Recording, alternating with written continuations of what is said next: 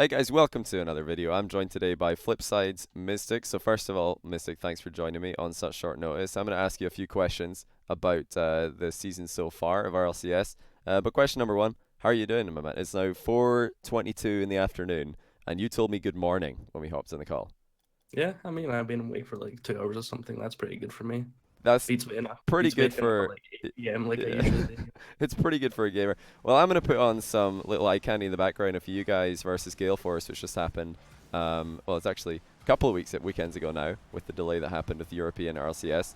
But let's go way back into the past, first of all, and talk about the end of Season 4. It was a disappointing Season 4 for you and Flipside at the time. That was with Marky and Cuxer, and ended up with Marky leaving the team. So what was the decision making that went into that process? Like Marky leaving the team. Of course, he's been a teammate with Cuxer for a long time, or so RLCS casters like to keep reminding us. So do you want to talk about that really quickly before we get into Season 5 discussion? Yeah, well, I'll paint a picture for you. So we had just played our regionals match against Gale Force. We got absolutely schmecked. So I went through to the well, we were in London at the time at the Face It like HQ, like boot camping. So we played our match there. So I went through towards like the kitchen area and I had a sandwich and stuff, but they were still like at the PCs like talking. Uh-huh. And then they came out like 10, 15 minutes later, and that was decided pretty quickly that they two would be playing together from the next Right. season. So just a So matter of figuring out who would be staying, who would be going. no, I think Mark was keen to try Mark was something keen new. to just step out. All right. That's Yeah. interesting. But to replace Marky, obviously, I don't know if you're going to find any player in the world that's going to fill Marky's shoes because they're such a weird shape. But you went for Yukio. Was that an easy decision? Was that a quick decision? Were there other players that you were perhaps looking at, or how did you guys come to that conclusion that Yukio was the man for the job? Definitely isn't an easy decision replacing a player, but he made it easy, I guess. He gave us like no reason not to like think twice. I think we played like 3 or 4 tournaments. We won all of them. We were getting some crazy results in scrims. Uh huh. And like like everything like we threw at him, he was just like he was doing well. So it was really tough not to be against the thought of him joining, I guess. Were you ever worried about the fact that he is a rookie? He's an unproven player. Were you thinking at all that maybe he's going to have nerves, or he's just going to play like that in scrims and then not show up in tournaments, or did you just think, oh well, why not? Let's just give it a go. Yeah, for sure. I also thought at the back of my mind that like a rookie being a keyboard and mouse player Oh playing yeah, at a I LAN would forgot be about that. like it would be like kind of odd because obviously there's like I think is it Tarsos that's like the Tarsos, only yeah, player the that's only playing LAN at LAN keyboard with mouse. keyboard. So Yeah. obviously you never really know how that's gonna go.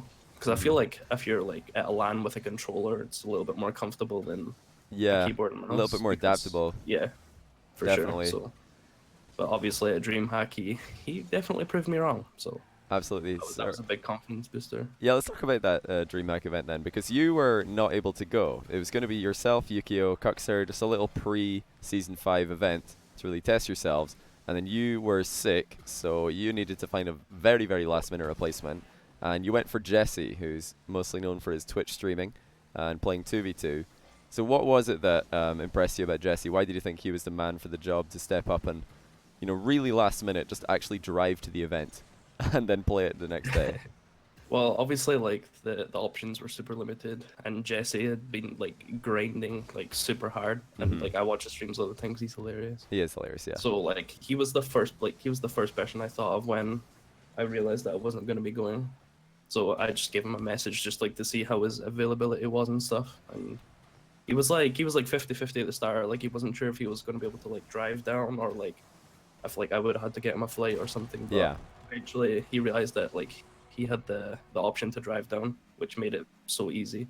So between me not having to spend money on a flight for him and stuff like that, and obviously him, the only person I asked being able to go, it just made sense. So what do you think then about their performance? That was, of course, Yukio's debut LAN, and Jesse, first LAN since, well, the first big LAN since Season 1 of RLCS. He has played some smaller LANs since then, and actually, I think, won all three of them. But Cuxer as well. A lot of people are wondering how well is he going to play, because he didn't, of course, play at Season 4 of RLCS either. So it's been a while for all three of those guys before being in that environment. It didn't start well, but it did finish well. What do you think about, Yeah, or what are your thoughts about the whole event I and how feel well they did? I feel like they're definitely happy with how it went. I feel like if they thought about the event beforehand, it probably went a bit better than they expected. I feel like Yukio met expectations, and Kux went back to his old form briefly Yeah. and just was absolutely insane. So that was nice to see as well. So I think they would have been happy for sure. And And were I you at was all too, for worried sure. about getting replaced by Jesse? Were you ever thinking, what if Jesse just plays out of his mind and you get benched? Or is that just not ever in the equation? Nah, I feel like Yukio and Kux would struggle to put that together themselves. You know, being the captain has its perks. They're not the Yeah, brightest, true. especially Kux. Oh, Kux, don't, you can't say this. They might watch this. Yukio might no, indeed see not this at video. all. Kux won't. He doesn't watch my videos. Not anymore. Yukio's like my little punching bag. It's great. So okay, So let's talk maybe a bit about that team captaincy. So you are the new team captain. Flip side. Before then, it was Marky, the most vocal player in the team. And what's that like? Firstly, being a team captain with Cuxer, who's obviously a legend of the game, and then Yukio, who's a rookie. One of them maybe looking up to you. One of them you probably consider your peer. Do you take that leadership role in comms in and outside of the game? um, it's tough for me. Like I don't know, something happened in my transition from Market to Flipside where my comms just like they were nowhere near as good as they were in Market. So Right. I'm struggling with that a little bit, but I feel like me compared to Mark, like I have some good things compared to Mark, and Mark was definitely better at some things than I was. Basically, I just try and get my team on to play as much as we can for scrims and stuff. So that part I'm definitely better at, but Yeah. Mark was definitely better better at the comm stuff than me. He could he can make a tough situation just absolutely hilarious and give us confidence. This is So very true. Yeah. yeah, I will say though for RLCS and stuff, like I will be screaming quite a bit. That's I good know, to like hear.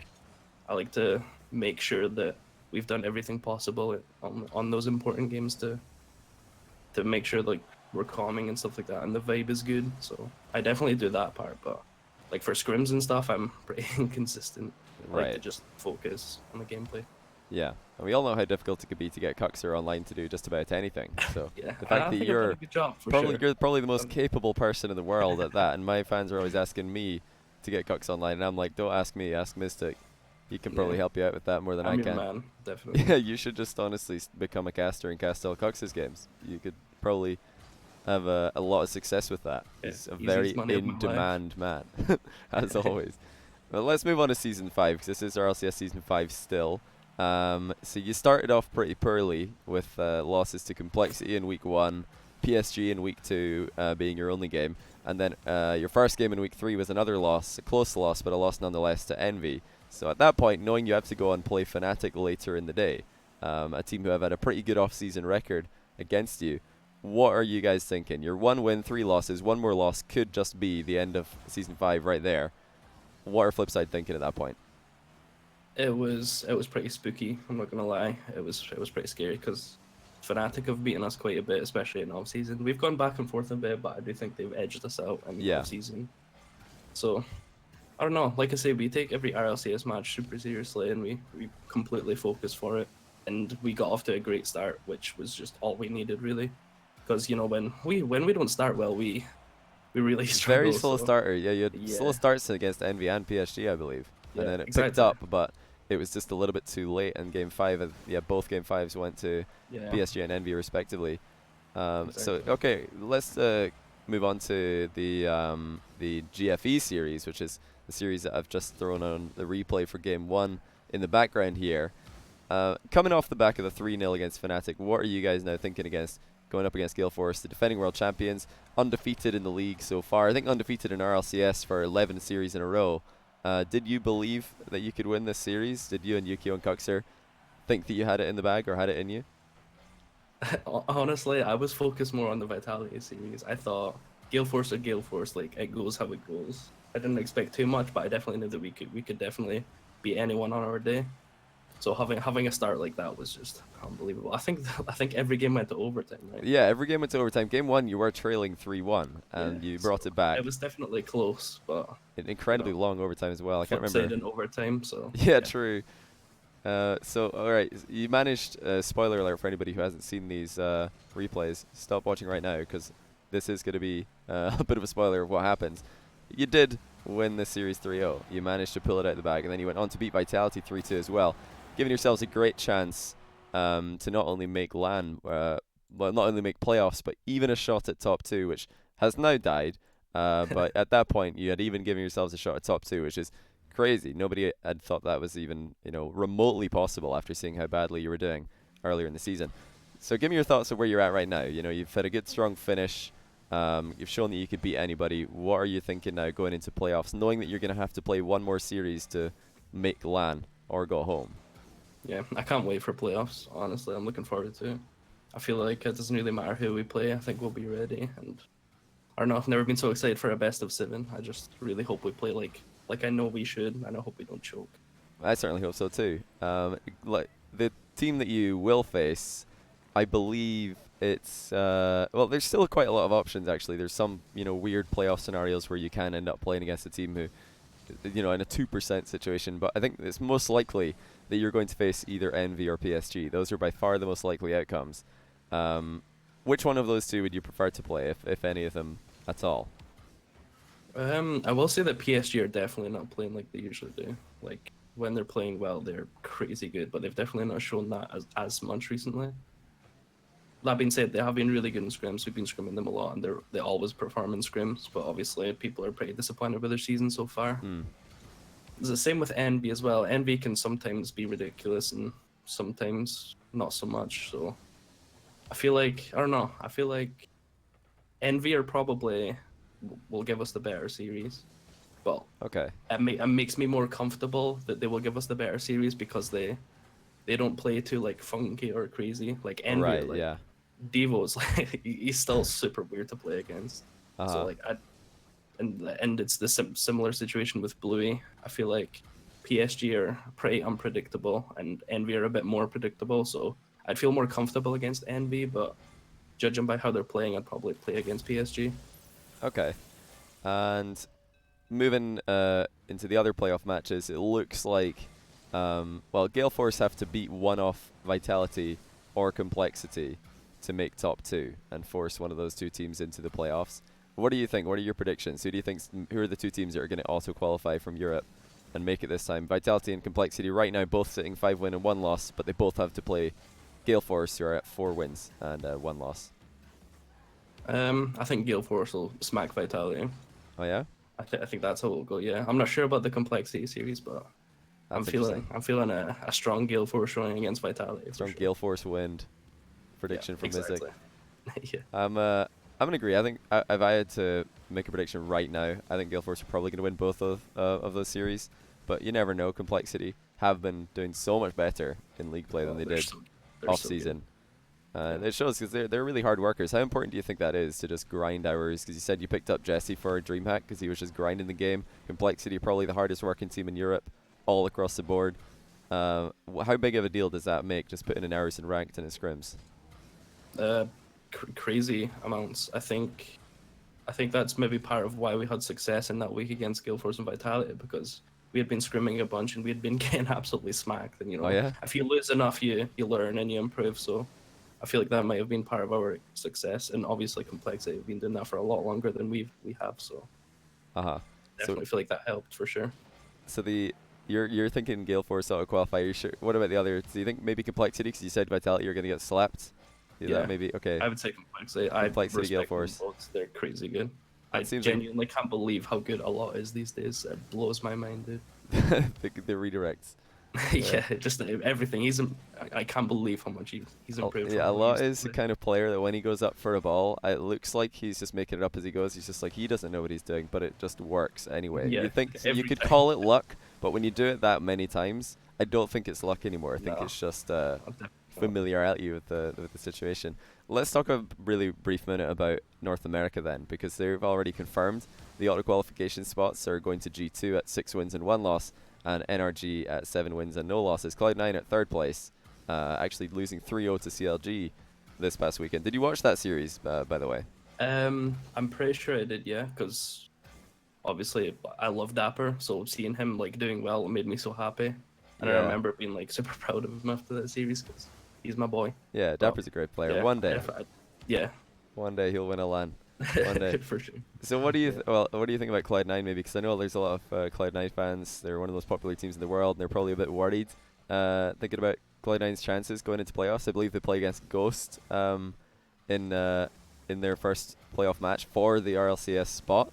If Dapper and CLG had won a single game against G2, we would have had the Cloud9 CLG rematch, Yeah. which would have been I've amazing. seen a lot of Twitter drama revolving that. It was pretty funny to see that. A lot of Twitter But drama around teams not maybe trying their best, and well, I'm not speaking about the G2 CLG series, but in the RLRS series, that did occur. But yeah, what do you think about a North American team's strength going into LAN this year? It looked like there was a strong top three at the start of the season. Now maybe G2 and NRG separating themselves a little bit. Who are you most looking forward to playing should you make LAN? Who do you want to test yourself against?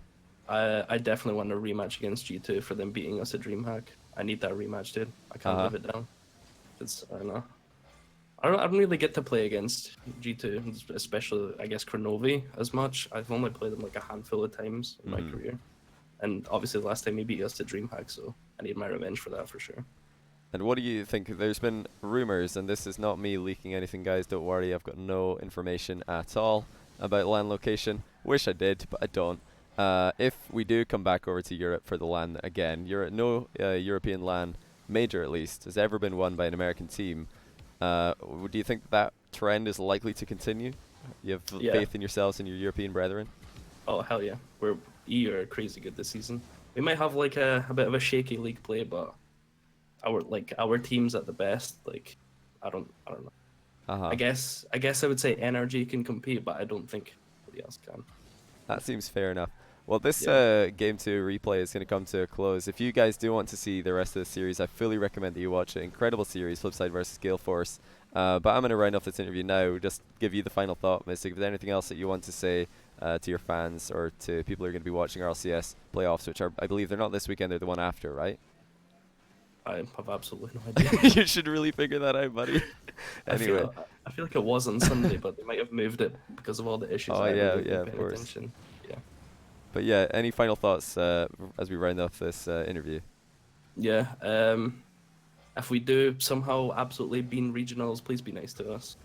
We don't want to see your disappointing messages, alright? Give us a break if we do choke. Just like if that happens, go to your phone, go to settings, notifications, Twitter, and then disable Twitter notifications, alright? That's all you need to do. Just disable Twitter. Disable Twitter. Or just delete Twitter. Yeah, just do that. It'll make your life a lot happier. But yeah, definitely big thanks, Miztik, for stepping in. I was just wondering what I'm going to upload today, because I've got a 1v1 video, but I uploaded a 1v1 video yesterday. I didn't want to put up 2 in a row. Thinking, I should have a chat to wee Dave from Dundee. That'll be interesting. Yeah. Let's see what he's thinking about Flipside and their chances going into the regional playoffs. I'm rooting for you. A lot of people say I'm biased in my casting. I disagree with that, but I will not disagree with the fact that I am a Flipside fan, and I always want to see you guys play well. Super exciting to watch, and yeah, if nothing else, I hope that you go in and leave it all on the field during the playoffs. Yeah, we'll do our best for sure. And you got to rep the Scottish players, so. Oh, of course. I suppose people don't blame you too much for that. Of course. Your mate, how long was this game to overtime? I did not think it was going to stay still going. This is ridiculous. This is just the least professional ending of all time. To look back. I think Yukio who scored the winning goal. I can't even remember. Game 2. It definitely wasn't me. I was useless this year. Why did I put on this series for a Miztik interview? I'm really sorry. But no, I will say, these games, I can't believe they all went to such long overtime. This is ridiculous. Yeah. Game 1, 4 minutes. Unreal. Game 2, 3 minutes. Oh, you're about to shoot. Miztik can't see this, by the way. It's just me. Oh, is this it? There's the bump. Yukio, open net. He's done it. Bam. Just like that. Just like that. It's all over.